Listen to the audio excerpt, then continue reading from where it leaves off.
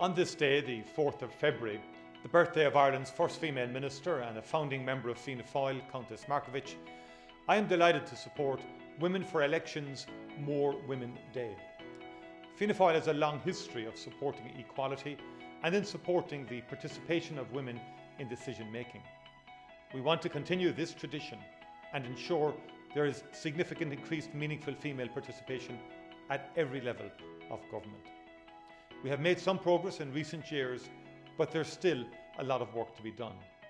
Equal representation of women in local and national politics ensures fair representation and encourages more diverse policies that reflect our society.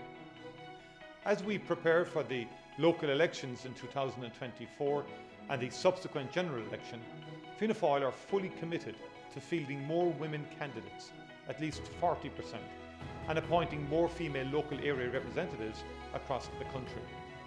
I invite you to join Fianna Fáil, the party of Ireland's first female minister, Countess Markievicz, the party of Máire Geoghegan Quinn, Mary O'Rourke, and many others. The time for more women in Irish politics is now. Today, we're asking you to nominate yourself or a woman you know to run for election. Today is a day to say, count her in.